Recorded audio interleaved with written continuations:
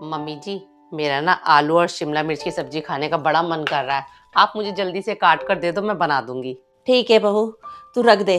मैं पहले कपड़े तय कर लेती हूँ, फिर सब्जी काट दूंगी। हाँ मम्मी जी, ऐसी कोई जल्दी नहीं है, आप आराम से कपड़े तय लगा दो, बाद में सब्जी मुझे काट कर दे देना। और हाँ मम्मी जी, आप ना शाम की चाय थोड़ा ना आराम से बनाया करो, क्योंकि 4:30 बजे तो मैं सोती हूँ और आप शाम की चाय 5 बजे बनाकर लेके आ जाते हो। आधे घंटे में मेरी नींद ही पूरी नहीं होती है। आगे से आप 5:30 बजे चाय बनाया करो। ठीक है बहू, आगे से मैंने 5:30 ही बजे बना दिया करूंगी। हाँ प्रीति बेटा। मम्मी, रिया की शादी आ रही है। रिया की शादी में क्या देना है? प्रीति बेटा, तू अपना देख लेना, मैं बहू से सलाह कर लूंगी। हमें जो अच्छा लगेगा हम लोग वही देंगे। ठीक है मम्मी, आप अपने हिसाब से देख लेना फिर। ठीक है बेटा। चलो अच्छा मम्मी, फिर रखती हूँ फोन। ठीक है। बहू, रिया की शादी में क्या देंगे?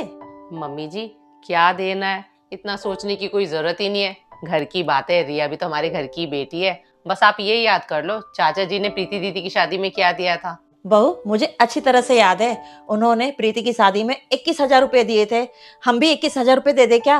मम्मी जी, 21,000 रुपए दे तो देते, लेकिन आपको खुद पता है प्रीति दीदी की शादी को हुए पूरे 5 साल हो गए हैं। अच्छा नहीं लगता 21,000 रुपए देने। हम ऐसा करते हैं, थोड़े पैसे बढ़ा कर दे देते हैं, 31,000 रुपए कर देते हैं और साथ में कोई अच्छा सा गिफ्ट दे देंगे। हाँ बहू, यही ठीक रहेगा।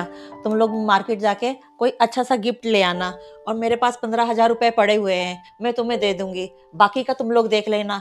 हाँ बहू, एक बात भूल गई पूछना, ये बता तेरी मम्मी की तबीयत कैसी है अब?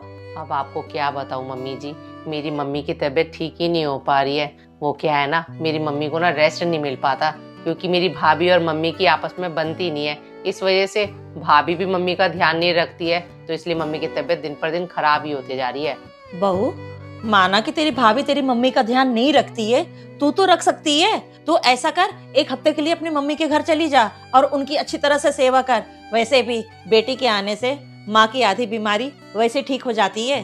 हाँ मम्मी जी, वैसे बात तो आप बिल्कुल ठीक कह रहे हो। मैं ऐसा करती हूँ, एक हफ्ते के लिए अपनी मम्मी के घर चली जाती हूँ और उनकी लगकर सेवा कर देती हूँ, ताकि वो जल्दी ठीक हो जाए। मम्मी, वैसे एक बात तो है, आपने कभी भी डॉली को सास का रूप नहीं दिखाया।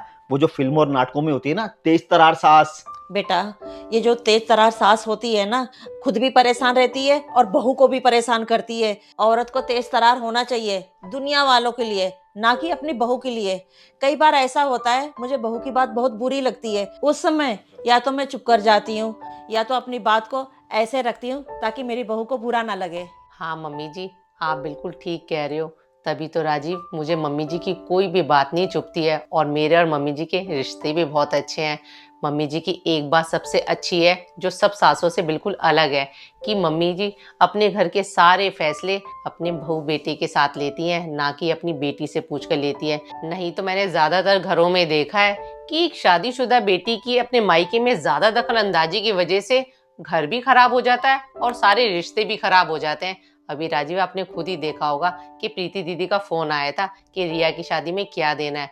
मम्मी जी ने प्रीति दीदी की सलाह नहीं ली, बल्कि उनको ये कहा कि मैं अपनी बहू से पूछकर बताती हूँ। आज इसी वजह से मेरे और प्रीति दीदी के रिश्ते भी अच्छे हैं और मेरे और मम्मी जी के रिश्ते भी बहुत अच्छे हैं। बहू, इंसान वही है जो अपने तजुर्बे से सीखे। मेरी सास और ननद ने मेरी ज़िंदगी ख़राब करके रख दी थी, और इसी की वजह से मेरे रिश्ते सबके साथ ख़राब रहते थे, और इसके पापा मेरे और अपनी माँ के बीच में पीसे जा रहे थे। हमारे घर का माहौल बहुत ख़राब रहता था और मैं भी डिप्रेशन में रहती थी। उस समय मैं एक ही बात सोचती थी, जब मैं सास बनूंगी तो एक अच्छी सास बनूंगी। जो मेरे साथ हुआ दुनिया वालों के साथ होता है, मेरे बहू बेटे के साथ ना हो। हाँ डॉली, मम्मी ने बहुत सहन किया है। मम्मी तो आपके घर के कामों में आपका कितना हाथ बटाती है, लेकिन दादी दादी तो मम्मी के घर के कोई भी काम में मम्मी का हाथ नहीं बटाती थी, बल्कि बैठे बैठे ना मम्मी को ऑर्डर देती रहती थी। और तो और, मम्मी जब बीमार हो जाती थी ना, तब भी दादी को मम्मी पे बिल्कुल भी तरस नहीं आता था। तब भी दादी मम्मी से सारे घर के काम करवाया करती थी। और यहाँ तक कि बुआ जी का भी हमारे घर में बहुत आना जाना था। आए दिन बुआ जी अपने बच्चों को लेके हमारे घर में घुसी रहती थी, और बुआ जी ना हमारे घर में बहुत ज़्यादा इंटरफेयर किया करती थी। और दादी ने भी जो भी कुछ करना ना, बुआ जी से पूछ के करना। मम्मी और पापा को तो दादी कुछ समझती नहीं थी डॉली, बस इसी वजह वैसे हमारे घर का माहौल ना बहुत ख़राब था। मम्मी पापा की ज़िंदगी तो पूरी तरह कलेशों में कटी है। अब वैसे मुझे बोलना तो नहीं चाहिए, जब दादी की डेथ हुई ना उसके बाद जाके ही मम्मी की ज़िंदगी अच्छी हुई। हाँ बेटा, ये बात बिल्कुल सच है।